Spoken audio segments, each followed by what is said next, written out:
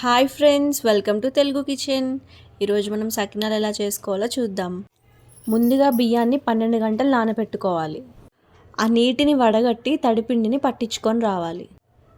ఇప్పుడు పిండిలోకి వాము, నువ్వులు, టేస్ట్కి తగినంత ఉప్పు, జీలకర్ర ఇవన్నీ కలుపుకోవాలి. సకినాలు చేసే ముందు మనం ముందుగా గౌరమ్మని చేసి పెట్టుకోవాలి.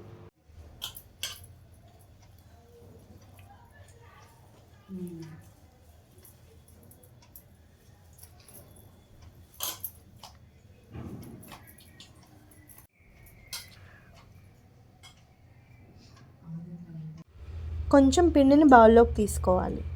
పిండిలోకి కొద్దిగా వాటర్ వేసుకొని కలుపుకోవాలి. ఈ కన్సిస్టెన్సీ వచ్చే వరకు కలుపుకోవాలి. మనం నెక్స్ట్ ఇలా సకినాల్ని చుట్టుకోవాలి. ఇలా చుట్టుకున్న సకినాలని నూనెలో వేసి కాల్చుకోవాలి. ఇలాంటి మరిన్ని వీడియోస్ కోసం please do like, share and subscribe to our channel. Thanks for watching.